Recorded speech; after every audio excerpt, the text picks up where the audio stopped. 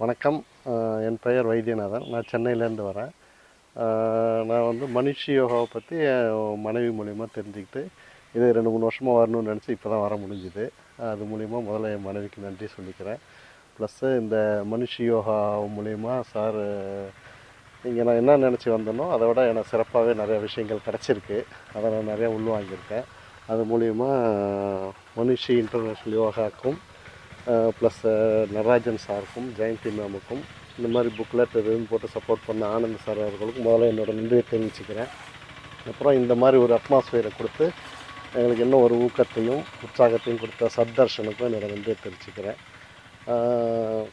இந்த 3 நாள் ப்ரோக்ராம் மூலிமா நம்ம என்ன கற்றுக்குறோன்னு நினச்சி நான் வந்தனோ அதை விட நிறையா விஷயங்கள் எனக்கு கிடச்சிருக்கு. இப்போ எப்படி பார்த்திங்கன்னா சார் ரொம்ப சிம்பிளாக சொல்லி கொடுத்தாங்க. அதாவது நம்மளுடைய வாழ்க்கையில் தீர்மானிக்கிறது 3 விஷயத்தினால தான் நம்ம கொஞ்சம் அதாவது பின்தங்கி இருக்கிறோம் அப்படின்ட்டு.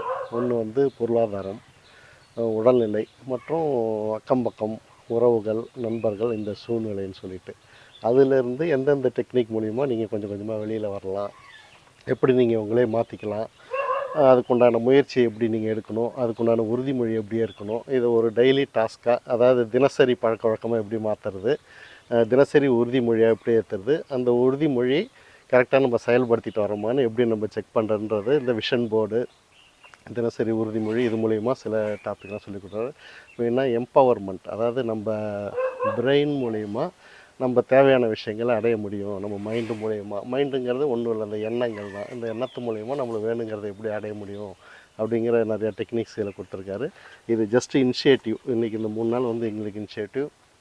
உண்மையான டாஸ்க் வந்து இதுக்கப்புறம் நாங்கள் வீட்டுக்கு போனப்புறம் இதுக்கப்புறம் நாங்கள் எடுக்க போகிற இதில் தான் இருக்குன்றது எங்களுக்கு புரிய வச்சுருக்காரு. இது மூலிமா அது இல்லாமல் இது சாதாரணமாக ஒரு க்ளோஸ்டு அட்மாஸ்ஃபியரில் ஒரு கிளாஸாக இல்லாமல் இந்த மாதிரி ஒரு பறந்து விருந்ததில் ஒரு ரிவர் பாத் ஆகட்டும், ஒரு இயற்கை சூழ்நிலை, நல்ல ஒரு ஹோம்லி ஃபுட்டு, இந்த மாதிரி இதில் அரேஞ்ச் பண்ணி கொடுத்ததுக்கு எங்கள் மனசுக்கு ரொம்ப நிறைவாகும்.